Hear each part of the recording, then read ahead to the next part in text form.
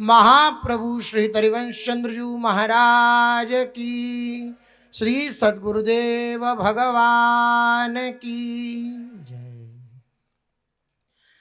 रसघन मोहन मूर्ति ठाकुर श्री राधा वल्लभ लाल जी, अनंतानंत सखियों की प्राण सजीवन मूरी श्री लाडली जी, एवं इन युगल स्वरूपों को हृदय में नित्य नवीन रूप से दुलार करने वाले श्री सद्गुरुदेव भगवान के श्री चरणों में दंडवत प्रणाम है। अपने जीवन में एक बहुत बड़ी त्रुटि प्राय होती रहती है। हम अपने सद्गुणों पर, सद्भाव पर, सत्क्रिया पर तो विश्वास कर लेते हैं, लेकिन आश्रय तत्व पर विश्वास होना कठिन हो जाता है। ये त्रुटि है। प्रायः ये मानसिकता हमारी बनी रहती है कि जब सद्गुण होंगे तब आश्रय जागृत होगा, जब सत्साधन होगा तब आश्रय जागृत होगा। यह भी एक प्रक्रिया है, लेकिन बहुत लंबी प्रक्रिया है। इस प्रक्रिया के द्वारा भी अगर भगवान कृपालु हो जाएं, कृपा कर दें,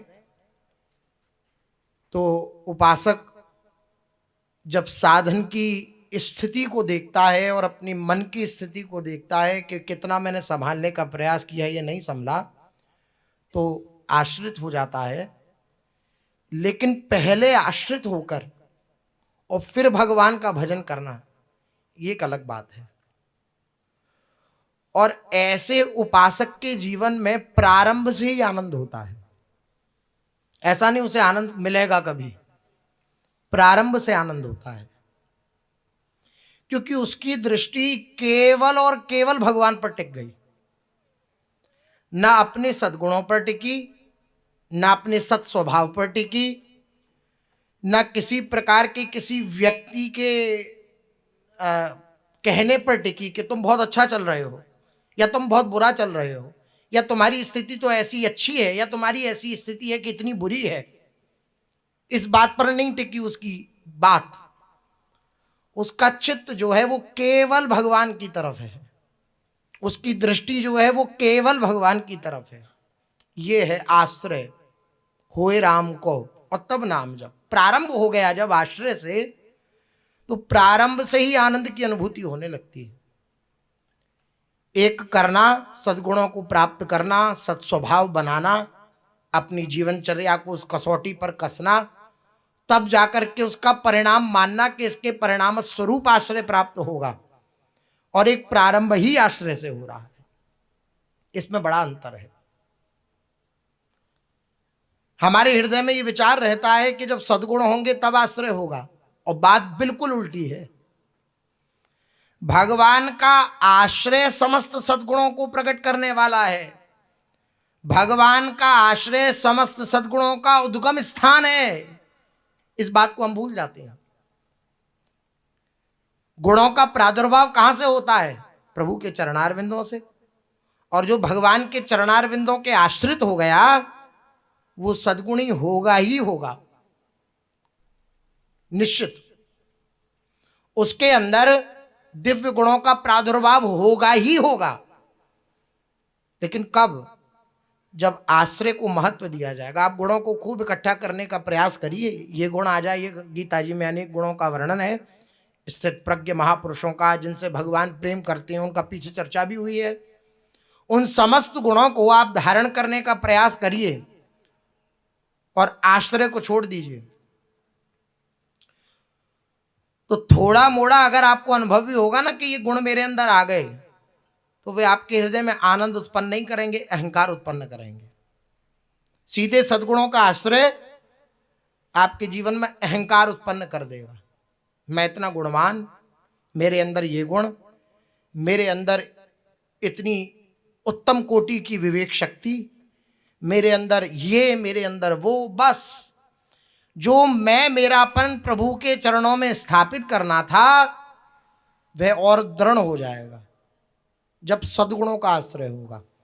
और जब भगवान का आश्रय होगा, तो वो भगवान के सामने वैसा जैसा है उसी परिस्थिति में उनके सामने समर्पित है। नाथ, मैं ऐसा हूं और आपका हूं। बस ये बात जो है ना, ये जब हृदय से स्वीकृत हो जाती है, हृदय से स्वीकार कर ली जाती है, उसी क्षण सद्गुणों का प्रादुर्भाव हो जाता है। भगवान के आश्रय के बिना ये जो सत्यादि गुण हैं, सत्य, दया, शौच आदि, ये सब गुण भगवान के आश्रय के बिना नहीं रह सकते, नहीं रह सकते। महापुरुषों का अनुभव है। महापुरुषजन वर्णन कर रहे हैं, याद रखो, श्री भगवान के आश्रय बिना ये सत्य, अहिंसा, ब्रह्मचर्य आदि सद्गुण वैसे ही नहीं ठहर सकते जैसे बिना प्राणों के शरीर की इंद्रियां नहीं ठहर सकती।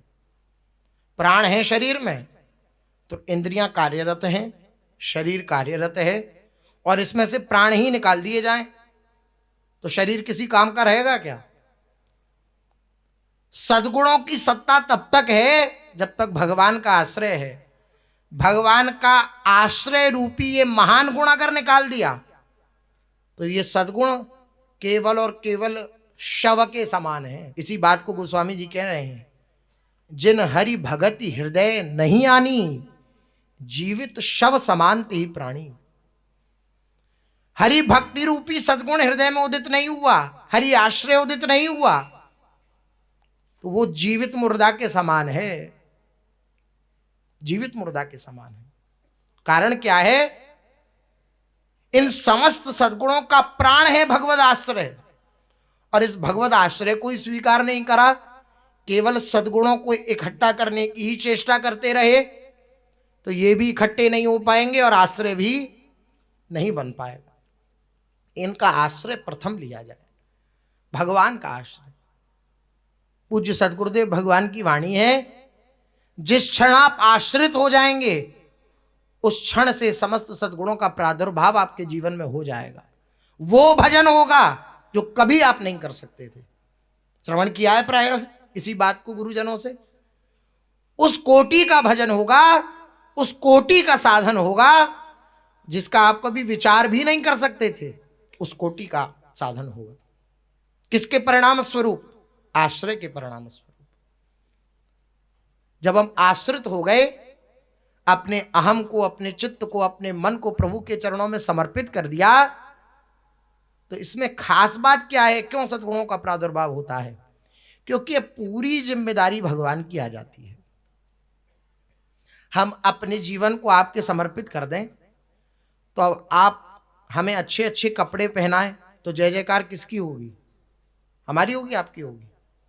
जिनके हम आश्रित हैं उन्हीं की तो होगी।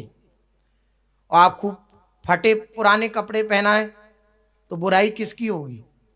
हमारी होगी, आपकी होगी? जिनके आश्रित हैं उनकी होगी। आश्रित उपासक का सारा ठेका श्री भगवान अपने कांधे पे ले लेते हैं।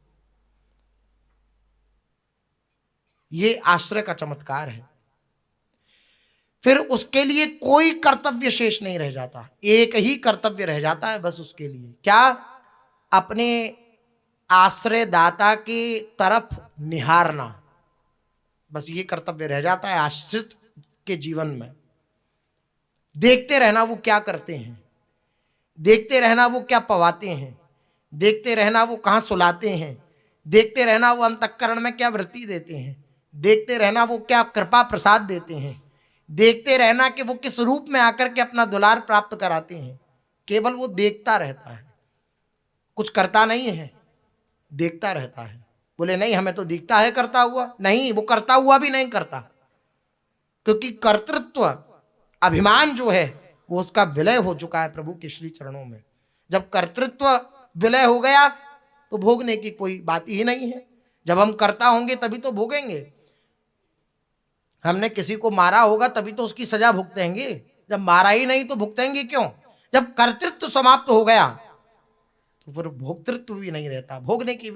इसलिए ऐसे महापुरुषों के विषय में श्रीमद् भागवत में कहा गया कि सारे संसार का वह महापुरुष जन अगर कल्याण कर दें तो उसका पुण्य उन्हें नहीं लगता।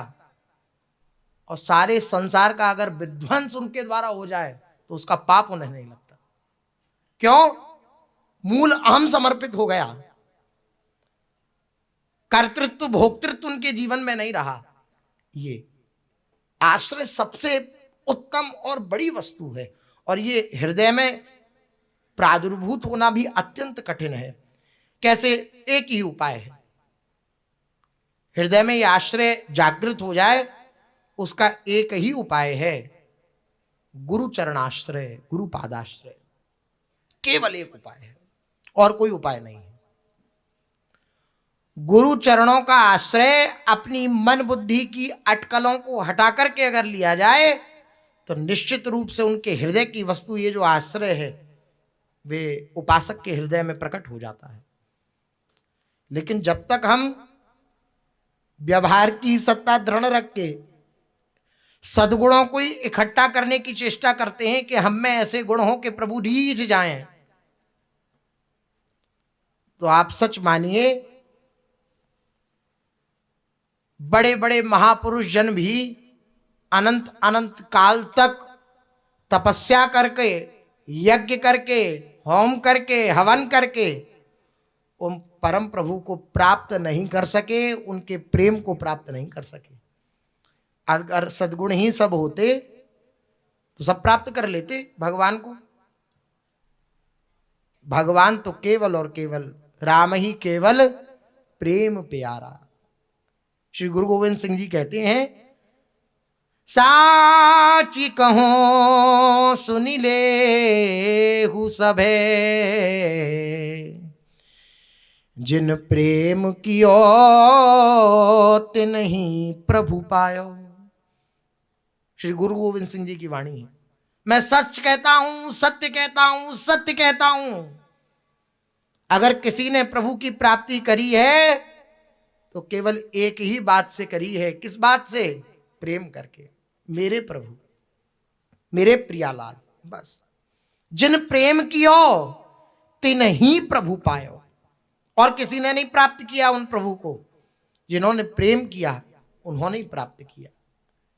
यह आश्रय ऐसी दिव्य उदारमयी वृत्ति है हृदय की कि समस्त सद्गुणों को प्रकट कर देती है। भगवान का आश्रय न होने पर सद्गुणों से मनुष्य के मन में वह अभिमान उत्पन्न होता है जो समस्त सद्गुणों का नाशक होता है। जब भगवान का आश्रय हृदय में नहीं होगा, कोई गुण उत्पन्न हो जाएगा तो अहंकार हो जाएगा। देखो मेरे अंदर ये गुण, देखो मैंने इतने लोगों पर दया करी, मैंने ऐसा किया, मैंने जीव जगत के कल्याण के लिए ये किया, मैंने जीव जगत के पालन पोषण के लिए ये किया। यद्यपि गुण है, लेकिन गुण होने पर भी ये अहंकार जागरण कर रहा है, अहंकार की जागृति कर रहा है। और अहंकार का जागरण जहां हुआ वहां सद्गुणों का नाश प्रारंभ हो जाएगा। ये सिद्ध सिद्धांत है। और आश्रित के द्वारा अगर कुछ हो जाता है शुभ कृत्य, तो वो ये नहीं कहता कि मैंने किया। देनहार कोई और है, देत रहत दिन रैन,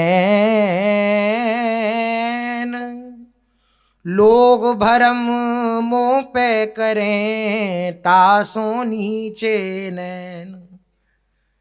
देने वाला कोई और है, वो देता रहता है। लोग मुझे भ्रम में युक्त होकर के मुझे देखते हैं कि मैं देने वाला हूं, लोग भरम मोह पे करें, इसलिए मैं अपने नेत्र नीचे रखता हूं दीनता के कारण कि नहीं, मैं देने वाला नहीं है, प्रभु देने वाले।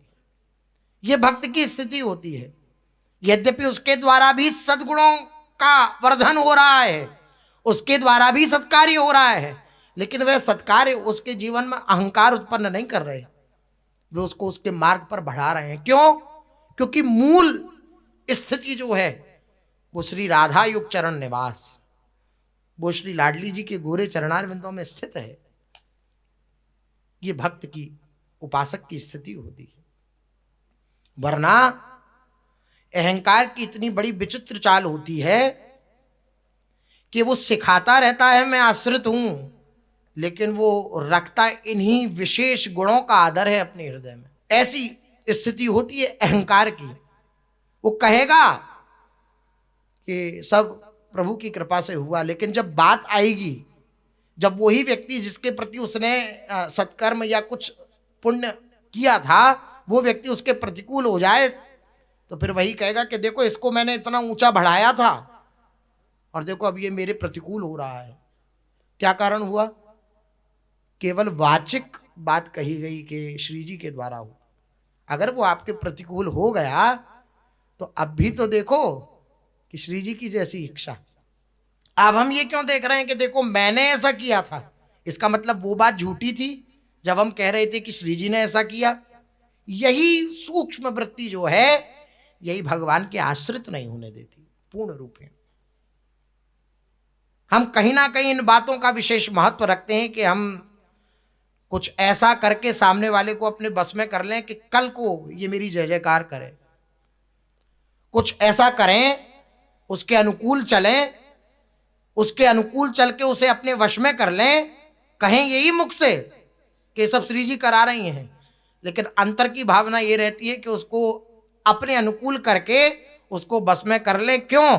ताकि कल ये मेरी जय जयकार करे, कल मेरा ये जय घोष करे। तो ये क्या हो रहा है? किसी और के साथ छल हो रहा है क्या? अपने साथ हो रहा है, अपने साथ छल हो रहा है। और इस छल को हम छल रूप से देख भी नहीं पाते, इसको हम सद्गुण रूप से देख पाते हैं। क्यों? क्योंकि मूल आश्रय पुष्ट नहीं है। जहां मूल आश्रय पुष्ट होगा वहां बड़े से बड़ा सत्कर्म भी हो जाने पर तिल मात्र भी उस सत्कर्म के प्रति रागात्मक भाव नहीं होगा, तिल भर भी, बड़े से बड़ा सत्कर्म हो जाने पर। क्योंकि वो देखेगा कि सब कुछ जो भी कुछ हो रहा है वो मेरे प्रभु के द्वारा हो रहा है, मैं करने वाला नहीं हूं। कल पूज्य सदगुरुदेव भगवान कह रहे थे ना कि अगर उस उपासक के सामने उसकी बड़ाई की जाए कि देखो आपके द्वारा तो जगत का कल्याण हो रहा है, आप तो ऐसे, आप तो ऐसे, तो उसके चित्त में चिड़न मचती है कि यार तुम जान नहीं रहे हो ये मेरे द्वारा नहीं हो रहा, ये प्रभु के द्वारा हो रहा है। कि उसके हृदय में क्या अंतर से स्वीकृत हो गया कि मैं तो क्या हूं ये मैं ही जानता हूं, लेकिन प्रभु की उदारता के कारण, उनकी कृपालुता के कारण ये सब कुछ हो रहा है, ये वो हृदय से जानता है। ये हुआ आश्रय के साथ सद्गुणों का प्रादुर्भाव। और जो केवल सद्गुणों का आश्रय लिए रहता है उसकी आशा रहती है। क्या आशा रहती है? कि सामने वाला मेरे सामने आदर भाव से झुके, ये आशा रहती है। इसलिए सद्गुणों का आश्रय नहीं लेना है, भगवान का आश्रय लेना है। सूक्ष्मता से देखते रहना है कि हमारे द्वारा अगर कुछ अच्छा हुआ तो उसकी फूलन तो नहीं हो रही हृदय में। ये बड़ी सूक्ष्म बात है। छोटा सा भी कृत्य हो जाएगा ना, छोटा सा भी सत्कार्य, तो उसकी फूलन बनी रहेगी। हम विचार करेंगे, हम 10 जनों को बता दें कि आज हमने ऐसा किया, आज हमने ऐसा सहयोग किया, आज हमसे ऐसी सेवा बनी। इस बात की सावधानी बनी रहे। तब आपके हृदय में ये उठ रहा है कि श्री जी ने कराया, या ये उठ रहा है कि मैंने किया। ये हृदय की अपनी जांच है। बाहर से इसकी परीक्षा नहीं हो सकती, वचनों से इसकी परीक्षा नहीं हो सकती। वचन तो हम कपट भरे भी कह सकते हैं, दंभ से भरे भी कह सकते हैं। अपने अंतःकरण में ही अपनी परीक्षा हम स्वयं करें कि अच्छे से अच्छे कार्य को करके हमारे हृदय में ये आता है कि श्री जी की प्रेरणा से, श्री जी की इच्छा से हुआ, या ये आता है कि मैंने किया। अगर ये आएगा कि मैंने किया तो वो अहंकार का पोषक होगा, और अगर ये आएगा कि श्री जी ने करवाया तो वो दैन्यता का पोषक होगा। दीनता और बढ़ती चली जाएगी, दैन्यता और बढ़ती चली जाएगी। जो समस्त सद्गुणों का नाशक है अहंकार, वो प्रकट हो जाएगा अगर भगवद आश्रय नहीं लिया तो। सद्गुणों से प्रकट हो जाएगा वह। और दुर्गुणों का जनक है, और तुरंत ही अपने परिवार को फैलाकर सद्गुणों को हृदय से निकाल देता है। ये जहां अहंकार प्रकट हुआ, इसका सब परिवार फिर प्रकट हो जाता है। काम, क्रोध, लोभ, मोह, दंभ, पाखंड आदि सब प्रकट हो जाते हैं। और ये प्रकट होने के बाद जितने भी सद्गुण जो भी थोड़े मोड़े आए थे, उन सबको भी हृदय से बाहर निकाल के फेंक देता है। इसलिए सद्गुणों से आश्रय नहीं है, आश्रय से सद्गुणों का प्रादुर्भाव है।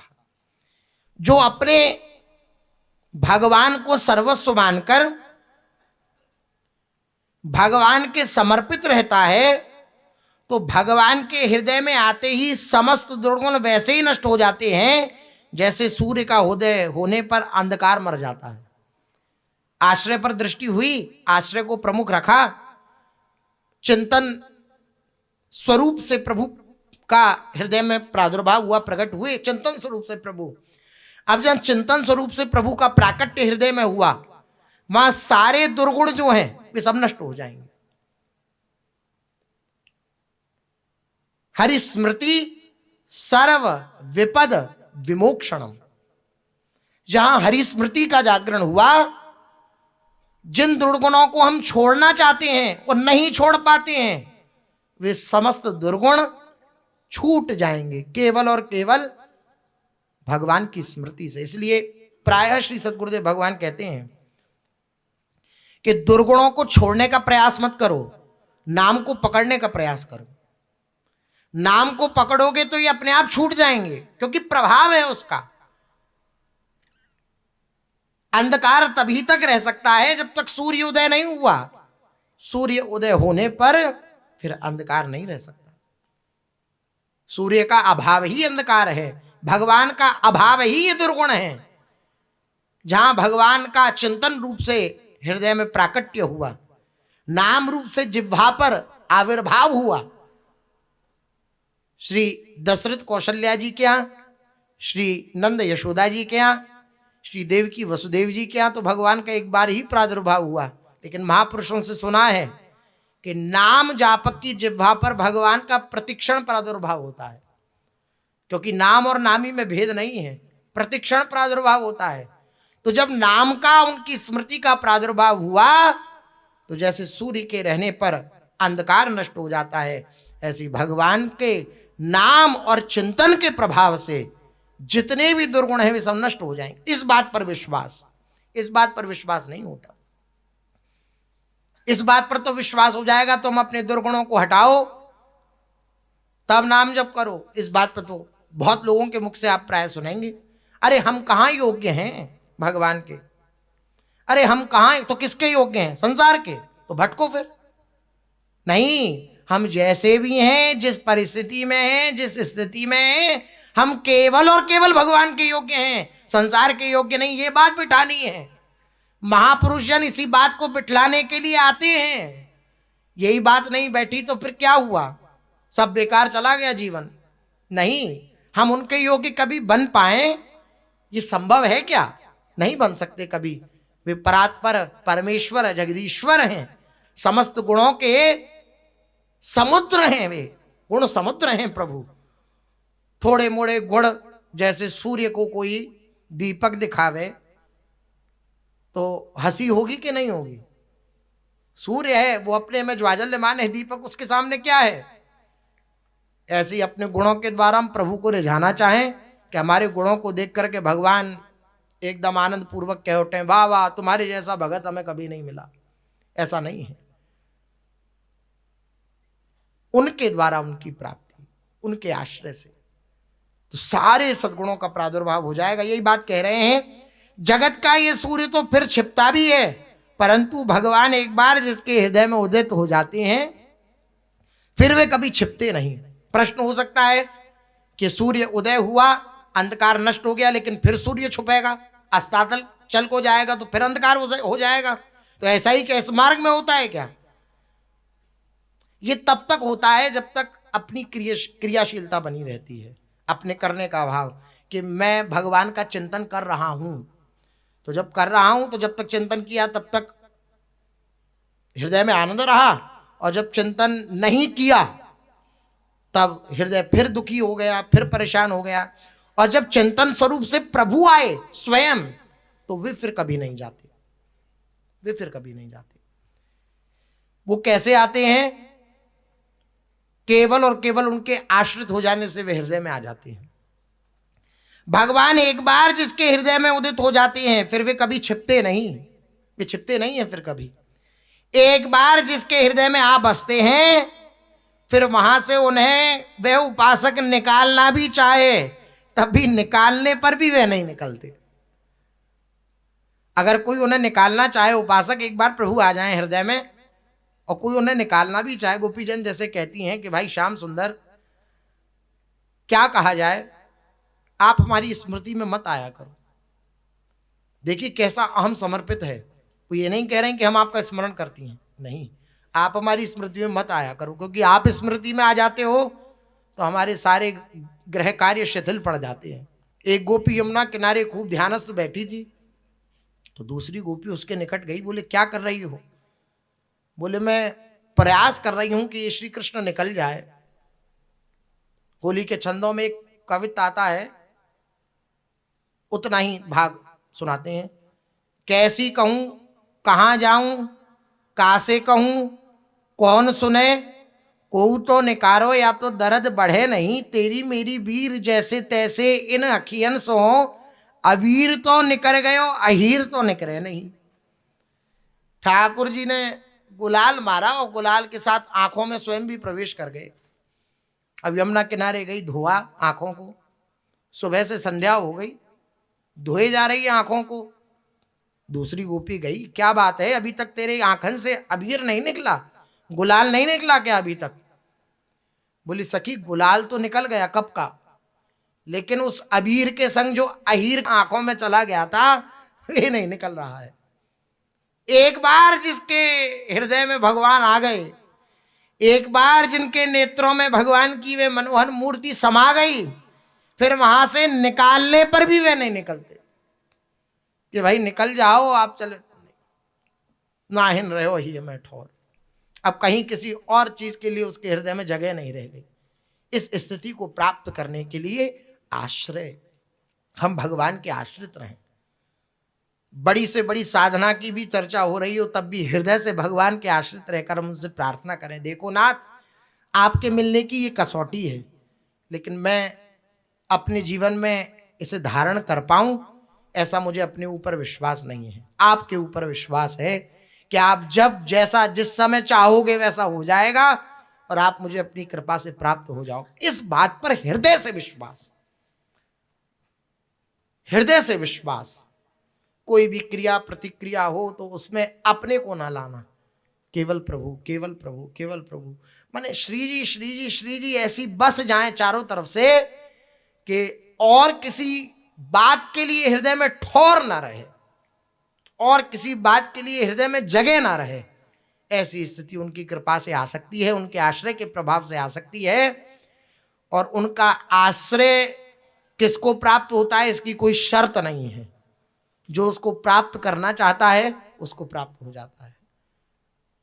लेकिन ये भगवान की विचित्र माया का प्रभाव है कि ये अहंकार भगवान के आश्रित नहीं होने देता। भगवान कृपा करें, उनसे हम प्रार्थना करें कि हे नाथ आपके सिवाय मेरे जीवन में और कोई बल ना रह जाए, ना मेरे सद्गुणों का मेरे में बल रह जाए, ना मेरी क्रिया का मुझ में बल रह जाए, ना मेरे द्वारा किए हुए सत्कार्यों का मेरे में बल रह जाए। केवल आपका बल हो, केवल आपका बल हो। चलते हैं, महाप्रभु श्री चैतन्य देव जी का चरित्र अपने लोग कथन श्रवण कर रहे हैं। श्री महाप्रभु जी जगन्नाथपुरी में विराजमान हैं। हर वर्ष जगन्नाथपुरी में रथ यात्रा का आयोजन होता है और प्रायः भक्तों के साथ जगन्नाथ जी कुछ ना कुछ लीला करते रहते हैं। अभी 1-2 वर्ष पूर्व भी लीला हुई। श्री जगन्नाथ जी की रथ यात्रा में आरती होती है।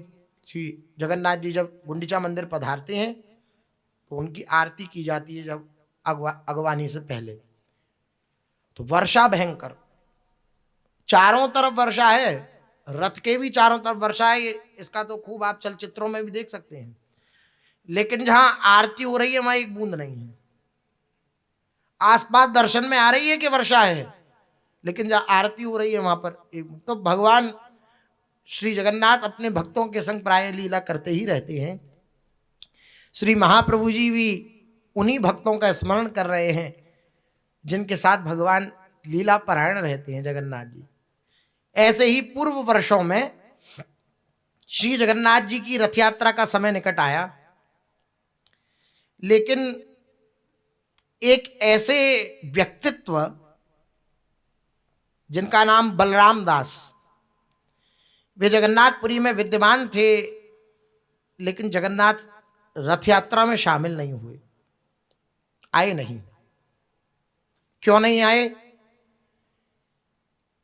किसी वैश्या के प्रति आसक्ति, इसलिए जगन्नाथ जी की रथ यात्रा में नहीं है। अब आप देखिए, अगर गुणों का दर्शन भगवान करते कि इसके अंदर ये गुण हो, तब मैंने प्राप्त होऊंगा या इस पर कृपा करूंगा, तो हम जैसों पर कभी कृपा हो पाती क्या? नहीं हो पाती। लेकिन किंचन मात्र भी भगवान सद्गुण नहीं देखते। सच मानिए, आप हृदय से जिस दिन आश्रित हो जाएंगे, उस दिन प्रभु की उस कृपा में स्वरूप का साक्षात्कार हो जाएगा। सूर्य की मनोरम किरण राशि आश्री क्षेत्र में व्यापी हुई थी। अद्भुत सौंदर्य की सृष्टि जगन्नाथपुरी में हो रही थी। प्रतिदिन के प्रभात से जो आज का प्रभात था वे भिन्न था, क्योंकि आज स्वयं जगन्नाथ अपने श्री मंदिर से निकल कर और रथ में विराजमान होंगे। ये पूर्व रथ यात्रा का वर्णन। अभी तो श्री महाप्रभु जी की जो रथ यात्रा में उपस्थिति होगी वह अब आगे होगी, लेकिन ये जो पूर्व रथ यात्राएं हुई उसमें भक्तों पर कैसी कृपा करी श्री जगन्नाथ जी ने, उसका वर्णन। तो पूर्व वर्षों में अद्भुत आलोक था। श्री जगन्नाथ जी अपने निज मंदिर से बाहर निकलकर अपने रथ में विराजे। प्राणी मात्र के हृदय में दिव्य आनंद की छटा छा रही है। परम कारण है उसका परम हितैषी प्राणनाथ भगवान जगन्नाथ अपने श्री मंदिर से बाहर आकर रथ में विराजमान होने जा रहे थे। रथे तु वामन दृष्ट्वा पुनर्जन्म न विद्यते। और ये महिमा है कि रथ में विराजमान हुए श्री प्रभु को जो दर्शन करता है, जो देखता है, उन्हें निहारता है, उसका पुनर्जन्म नहीं होता। ये महिमा है। रथ में विराजमान जगन्नाथ जी का जो दर्शन करता है उसका पुनर्जन्म नहीं होता। ऐसा वर्णित है कि भगवान जगन्नाथ का एक बार रथ पर दर्शन करने से व्यक्ति पुनः इस जड़ जगत में जन्म नहीं ग्रहण करता। इस वक्तव्य को प्रमाणित करने के लिए हजारों की संख्या में लोग दूर दूर से आदरपूर्ण दर्शन एवं प्रणाम अर्पित कर रहे थे। हजारों करोड़ों लोग आए। आज के दिन बड़दांड राजमार्ग, जो बहुत चौड़ा राजमार्ग है, जिन्होंने दर्शन किया हो, बहुत चौड़ी सड़क है। कम से कम जैसे अपना परिक्रमा मार्ग है तो इसकी कम से कम 10 से 15 अगर जोड़ दी जाए सड़क, तो इतनी चौड़ी सड़क है। उसे बड़दांड कहते हैं। पूर्ण रूपेण कोलाहल में था, क्योंकि भगवान अब रत्न सिंहासन को त्याग करके नंदी घोष नामक अपने रथ पर विराजमान हो रहे हैं। श्रीपति सभी का मानो आलिंगन करने के लिए बाहर आ रहे हैं। सिंह द्वार के निकट श्रद्धालु भक्तगण मणिमा मणिमा मणिमा ऐसा उच्चारण कर रहे हैं। कोई कोई उच्च स्वर से कह रहे हैं जय जगन्नाथ जय जगन्नाथ जय जगन्नाथ। इस प्रकार से जय घोष हो रहा है। आकाश पूरा इस दिव्य ध्वनि से लबालब भर गया, इस दिव्य ध्वनि से जय जगन्नाथ। परंतु एक व्यक्ति, जगन्नाथपुरी का प्रत्येक व्यक्ति दर्शन करने के लिए आया है श्री जगन्नाथ जी का, लेकिन एक व्यक्ति नहीं आया, जिनका नाम है बलराम दास। श्री मंदिर के निकटवर्ती विशाल प्रासाद में और एक वैश्या का आलिंगन करके बैठे हुए हैं। आपके हृदय की सूक्ष्म वृत्ति अगर भगवान के चरणों में समर्पित है ना, तो कभी स्वभाव परवश होकर, विषय परवश होकर, कुसंगति परवश होकर के अगर विरोध आचरण भी हो जाएगा ना, तो ज्यादा देर आप वहां टिक नहीं पाएंगे। क्योंकि वो जो सूक्ष्म आश्रय आपने लिया है, हृदय की वो जो वृत्ति आपने प्रभु के चरणों में समर्पित करी है, वो वृत्ति आपको चैन से जीने नहीं देगी, उधर नहीं जीने देगी। जगन्नाथ जी आ गए, जय घोष हो रहा है, लेकिन वो आलिंगन किए हुए उस वैश्या का और प्रासाद में, उस घर में पड़े हैं। यह एक विशेष कवि थे, रचना करना जानते थे, उत्कल में अत्यधिक यशवान भी थे, सुपरिचित थे, सब लोग इनको जानते भी थे। बलराम दास से सब नाम, इस नाम से सब परिचित थे। बाल्यकाल से ही भगवान के ध्यान देकर के श्रवण करिएगा इन शब्दों को। बाल्यकाल से ही भगवान के दर्शन आदि से उनका हृदय विमल भक्ति रस से परिपूर्ण था, लेकिन वृत्ति ऐसी हो गई। स्थिति क्या थी चित्त की? जगन्नाथ जी के प्रति प्रेम था, और कहा जाए तो प्रेम है, लेकिन वो वृत्ति प्रबल हो गई तो प्रेम छुप गया है। लेकिन है ना, तो वो अग्नि अपना स्वरूप ले ही लेती है कभी ना कभी, भले ही ढकी हो, लेकिन जब थोड़ा सा भी उसको तिनका मिल जाएगा ना, तो अपने स्वरूप में जागृत हो जाएगी। भक्ति रस से परिपूर्ण हृदय है। समस्त गुणों से युक्त होने पर भी जिस प्रकार चंद्रमा में कलंक होता है, उसी प्रकार ये बलराम दास जी एक वेश्या से अत्यधिक आसक्त थे। यद्यपि सद्गुण युक्त थे, लेकिन वेश्या से परम आसक्त थे। रथ यात्रा के दिन भी ये जानते थे कि आज जगन्नाथ जी अपने समस्त भक्तजनों को दर्शन देने के लिए रथ पर विराजमान होंगे, लेकिन ये अपने मन को वश में ना कर पाए और चले गए वेश्या के निकट। इस अत्यंत पवित्र दिन में भी वे उस वेश्या के गृह में उपस्थित होकर उस प्रासाद के एक प्रकोष्ठ में उसे आलिंगित करके बैठे हुए थे, मानो उसी के प्रति बलराम दास ने आत्मसमर्पण कर दिया हो ऐसा। अब देखने वाले को तो ये दिख रहा है, लेकिन जो जानने वाला है वो जान रहा है कि ये मेरा है। आश्रित उपासक के जीवन में कितना भी अंधकार आ जाए, वो अंधकार उसे परास्त नहीं कर सकता। कितना भी बड़ा देखने वाले को वो अंधकार दिख सकता है, लेकिन सच मानिए, एक बार भी जिसने झूठे को भी भगवान का आश्रय ग्रहण कर लिया है ना, उसकी प्रति भगवान की दृष्टि हो जाती है। भगवान देखते रहते हैं उसे। सिंह द्वार पर भगवान जगन्नाथ के आगमन से कोलाहल की वृद्धि हुई। ठाकुर जी निकल रहे हैं अपने सिंह द्वार से, मुख्य द्वार जो है जगन्नाथ जी का। अब नाना प्रकार के वाद्यों की स्पष्ट ध्वनि, जो अभी तक अस्पष्ट थी क्योंकि मंदिर के अंदर हो रहा थी वे ध्वनि, अब बाहर आ रहे हैं तो वे सब वाद्य भी बाहर आए तो स्पष्ट ध्वनि गूंजने लगी। भगवान जगन्नाथ, सुभद्रा, बलराम एवं सुदर्शन जी विशिष्ट पहांडी करके रथ के निकट पहुंच गए थे। नाचते हुए आते हैं जिन्होंने दर्शन किए हो।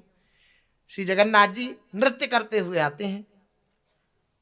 तदुपरांत दैतापति भगवत सेवकों के अति परिश्रम के फल से भगवान जगन्नाथ रथ पर सवार हुए। तब चलंत जगन्नाथ या भगवान के प्रथम एवं प्रधान सेवक गजपति महाराज का आगमन हुआ। उनके स्वागतार्थ राजपथ पर एकत्रित जगत मानस ने उनका जय ध्वनि से स्वागत किया, क्योंकि प्रथा है कि वह सोहनी लगावे तभी जगन्नाथ जी का रथ आगे। उस ध्वनि प्रभाव से सारा राजमार्ग कंपित हो गया। राजा ने विनम्रता पूर्वक वह सोहनी हाथ में ली और सोहनी करी। अब पंडागण उच्चता से हाथों में स्थित घंटों की आवाज करने लगे। घंटे होते हैं सबके हाथों में। हृदय को कंपायमान करने वाली वह ध्वनि, चारों तरफ की गूंज वैश्या के गृह में पहुंच गई। वे ध्वनि जैसे ही पहुंची, बलराम दास जी के कानों में पहुंची, जैसे ही उन्होंने ये ध्वनि श्रवण करी, हृदय विदीर्ण हो गया। ये देखिए, छुपी अग्नि का प्रादुर्भाव। यद्यपि भक्त अनन्य जो, पर विषय इंद्रियन बस होए। प्रत्यक्ष प्रमाण इस बात का। आलिंगन किए हुए हैं, कानों में ध्वनि पहुंची, बस वो एक क्षण, जीवन का एक क्षण ऐसा होता है जिस क्षण में पूर्ण आश्रित हो जाता है भक्त। क्या हुआ? पश्चाताप की अग्नि जल उठी हृदय में। अब एक क्षण भी उस वैश्या के गृह में रुकने का मन नहीं कर रहा बलराम दास जी का। वो विचार कर रहे हैं कि मैंने अपने प्राण प्रीतम जगन्नाथ जी को छोड़ दिया, इसके कारण थर थर कांपने लगा बलराम दास जी का वह शरीर, कंपायमान होने लगा। नैनों से झरझर झरझर असीमित अश्रुधारा प्रवाहित होने लगी। लोगों में प्रचार प्रसार भी हो गया था कि ये जगन्नाथ जी का भाव, उनका प्रेम भाव छोड़ करके और वैश्या के प्रति परम आसक्त हो गए हैं। तो लोग भी इनकी किसी प्रकार से आदर बुद्धि इनके प्रति नहीं रखते थे। जब से ये बात हुई इनका मुख सूखने लगा, हृदय में मानो भक्ति रस का सागर उमड़ पड़ा हो। तीव्र गति से उस वैश्या के घर से निकले और भाग पड़े सिंह द्वार की तरफ, जहां जगन्नाथ जी महाराज हैं, अभी रथ में आरूढ़ हुए हैं।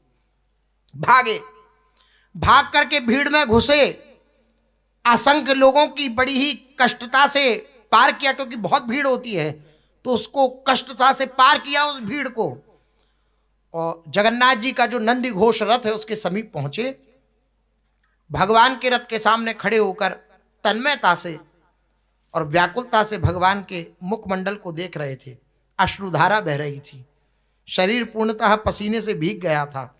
पूर्णतः जमीन पर गिरकर आत्मसमर्पण किया, और सामने बड़े बड़े नेत्रों वाले भगवान जगन्नाथ अगणित भक्तों के प्रति अपनी कृपा दृष्टि डाल रहे थे, अपनी कृपा दृष्टि से देख रहे थे। बड़े चकानयन श्री जगन्नाथ जी के, ऐसे कोई आश्चर्यचकित होकर नहीं देखता है, ऐसे चकानयन है श्री जगन्नाथ जी के।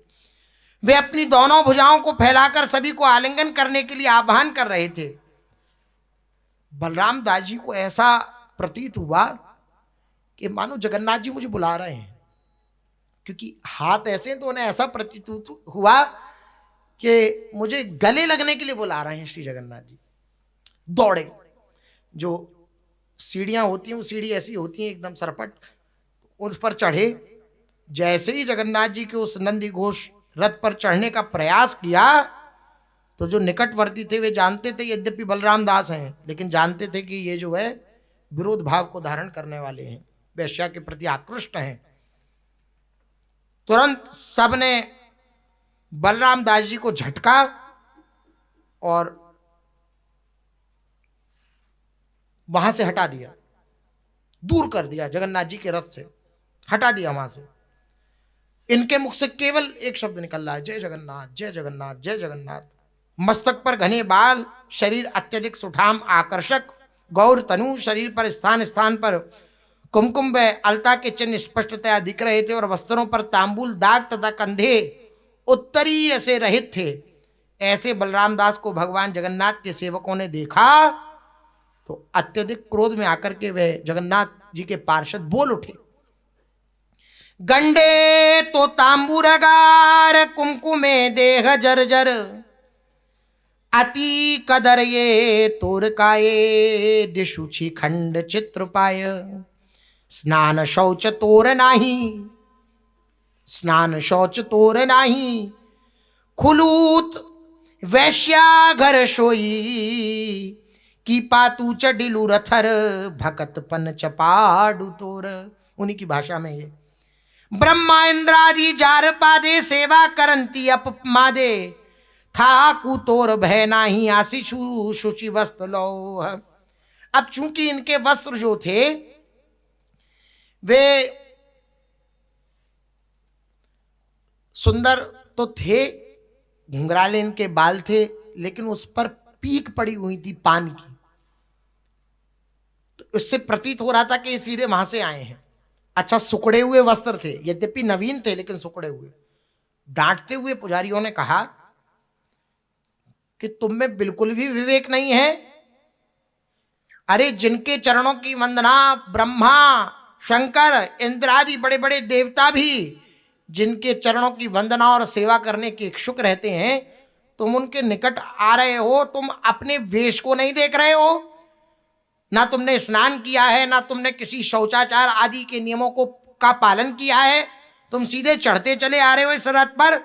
यह उचित है क्या? चलो निकलो यहां से। बलपूर्वक रथ से खींच दिया।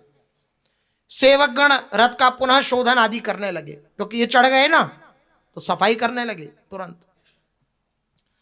वहां अपमानित लज्जित होने के कारण श्री बलराम दास जी ने विचार किया कि शायद जगन्नाथ जी ही नहीं चाहते, लेकिन मैं जगन्नाथ जी को देखना चाहता हूं कि वो रथ में कैसे लगते हैं।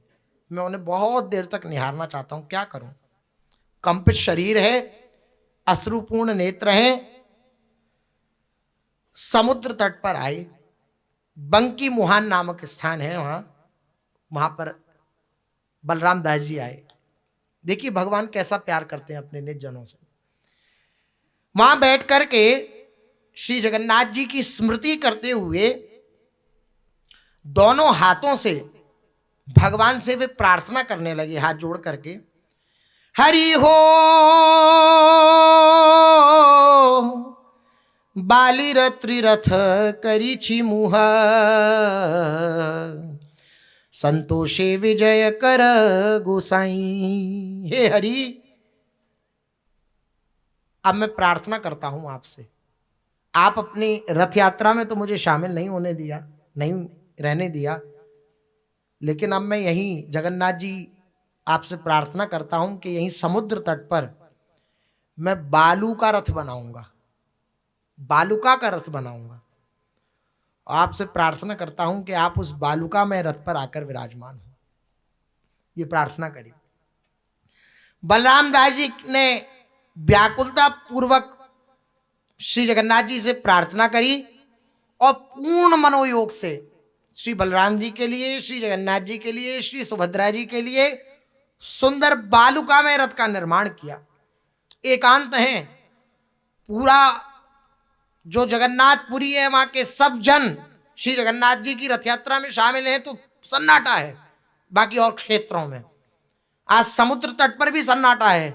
एकांत में अश्रुपात करते हुए उस बंकिम मोहन नामक स्थान पर श्री बलराम दास जी ने रेत से 3 रथ बनाई। जैसे ही बलराम दास जी ने वे रथ बनाए, फिर प्रार्थना करी, पुकारा कि नाथ रथ तैयार हैं, आओ पधारो। श्री जगन्नाथ जी अपने नंदी घोष रथ को छोड़ करके और समुद्र तट पर आए और उनके रेत भरे रथ पर विराजमान हो गए। ऐसा को कृपालु जग माही है, ऐसा कोई कृपालु? ये मानुषी कल्पना हो सकती है, मनुष्य की कल्पना हो सकती है, लेकिन हमारे भगवान के अंदर किसी प्रकार का कोई एटीट्यूड नहीं है। जिस समय, जिस क्षण, जिस परिस्थिति में, जिस स्थिति में, चाहे आप कैसी भी स्थिति में हो, आप इन्हें पुकारेंगे ना, तो ये आपको बिना भान कराए कि तुम ऐसे हो, आपको बिना भान कराए स्वीकार करेंगे। ऐसे कृपालु हैं। ठाकुर जी छोड़ दिया अपना नंदी घोष रथ, लाखों की संख्या में भीड़ खड़ी है, ठाकुर जी अपनी मस्ती में आए और विराजमान हो गए। अब जब ठाकुर जी आए तो बलराम जी सुभद्रा जी क्यों रहने वाले थे, वह भी आए पीछे पीछे ठाकुर जी के। बलराम दास जी द्वारा निर्मित बालू के रथ पर सवार हो गए। उसी समय बलराम दास जी ने बालू निर्मित रथ पर भगवान के दर्शन प्राप्त किए, आनंदित हो उठे, नृत्य करने लगे और उनकी कृपालुता का स्मरण करके रुदन करने लगे। उनके आनंद की सीमा नहीं रही, गदगद चित्त से भगवान को बारंबार प्रणाम करके उच्च स्वर से कीर्तन करने लगे। उनके इस भाव में कीर्तन के प्रभाव से जब सबने देखा कि उच्च स्वर से कीर्तन कौन कर रहा है, तो धीरे धीरे आवाज जाने लगी लोगों में, तो लोगों की भीड़ अब समुद्र तट पर इकट्ठी होने लगी। बलराम दास के भक्ति विह्वल श्री विग्रह का दर्शन करके राजमार्ग से सभी हजारों की संख्या में लोग आने लगे वहां समुद्र तट पर। समुद्र तट लोगों से भरने लगा। इसी समय बड़दांड पर रथ खींचने में रुकावट आ गई। जो राजमार्ग है उस पर रथ खींचा, अब रुकावट आ गई, रथ नहीं खींच रहा। अत्यधिक प्रयास करने पर भी रथ अपने स्थान से नहीं हिल रहा है। असंख्य लोग रथ को खींचते खींचते आक्लांत हो गए, परिश्रमित हो गए, लेकिन रथ एक तिल भी आगे नहीं बढ़ा। तभी राजा प्रताप रुद्र आए। क्या बात हो गई, क्यों नहीं रथ खींच रहा है? विस्मित हुए, आदेश किया हाथियों को बुलवाया जाए, तो हाथियों से खिंचवाया, तब भी नहीं। फिर भी रथ आगे नहीं बढ़ा, किसी प्रकार का कोई संकेत प्राप्त नहीं हो रहा। राजा भयभीत हो गए, पता नहीं क्या ऐसा अपराध बन गया कि रथ ही नहीं खिंच रहा है। रथ न चलने का कोई कारण उन्हें प्रकट नहीं हो पा रहा था, परंतु यह निश्चित था कि भगवान अपने भक्त के मान सम्मान की रक्षा करना चाहते हैं। प्रताप रुद्र ये जान गए कि और कोई तो त्रुटि हुई तो उसको तो प्रभु क्षमा कर देते हैं, अपने भक्त का अगर अपमान हो जाए तो उसको प्रभु क्षमा। कोई ना कुछ ऐसी घटना घटी है, इनके भक्त को किसी ने दुखित किया है। बहुत समय बाद मंत्री ने आकर के कहा कि महाराज महाराज, समुद्र तट पर बलराम दास के पास धीरे धीरे जनमानस इकट्ठा हो रहा है, वृद्धि हो रही है जनमानस की, और उन्होंने बालुका में 3 रथ बनाए हैं वहां पर, और उच्च स्वर से कीर्तन कर रहे हैं, नृत्य कर रहे हैं। सभी लोग वहां उत्कंठित होकर उस कीर्तन का श्रवण कर रहे हैं। मुझे ऐसा लगता है, मंत्री ने कहा, कि बलराम दास जी के प्रति जो अपराध हुआ है शायद उसी के कारण मुझे ऐसा प्रतीत हो रहा है कि ठाकुर जी रथ में नहीं है, वहीं है। उनके प्रति जो हमारा अपराध हो गया उसका जब तक क्षमन नहीं होगा तब तक ये रथ आगे नहीं बढ़ेगा। यह सुनकर गजपति राजा प्रताप रुद्र के मन में विश्वास हो गया कि तुम जैसा कह रहे हो वैसा ठीक मुझे भी प्रतीत हो रहा है। उन्होंने कभी बलराम दास जी के बारे में सुना था कि बहुत अच्छे कवि रचना करते हैं, रथ के ऊपर भक्त को अपमानित एवं लज्जित किया है, यह सुनकर वे क्रोधित हो गए। उसी समय वे अपने कई सेवकों को लेकर समुद्र तट पर उपस्थित हुए, बलराम दास जी के पास गए, जाकर बलराम दास जी के चरणों में प्रणाम किया, उनका आलिंगन किया, राजकीय सम्मान दिया, और रथ की तरफ जब दृष्टि डाली तो देखा जगन्नाथ जी, बलभद्र, सुभद्रा जी वहां विराजमान है। ठाकुर जी से प्रार्थना करी प्रताप रुद्र जी ने कि नाथ, हजारों की संख्या में लोग वहां इकट्ठे हैं, आपके दर्शनों के लिए लालायित हैं, गुंडीचा मंदिर नहीं जाना, चलिए रथ में विराजमान हुई। ठाकुर जी ने कहा नहीं, मैं नहीं जाऊंगा, मेरे को तो इस रथ में बड़ा आनंद आ रहा है। भक्त के चरणों में प्रार्थना करी फिर प्रताप रुद्र जी ने कि आप ही कहिए जगन्नाथ जी से ते चलेंगे। बलराम दास जी ने कहा नाथ, आप रथ में विराजिए, आपको गुंडीचा मंदिर जाना है, वृंदावन नहीं जाना क्या आपको? ठाकुर जी बोले जाना तो है, तुम नाराज तो नहीं हो ना, तुम तो प्रसन्न हो ना? बलराम दास जी बोले नाथ, आप इतना ख्याल रखते हो कि मैं प्रसन्न हूं या अप्रसन्न हूं? अरे जिसके पक्ष में आप हो वो प्रसन्न नहीं रहेगा तो कौन रहेगा भला? मैं परम प्रसन्न हूं, चलो नाथ। तो बलराम दास जी भी साथ में और श्री ठाकुर जी भी रथ में आरूढ़ हुए। राजा ने सिर पर पगड़ी बांधी बलराम दास जी की, मतलब उच्चतर सम्मान दिया।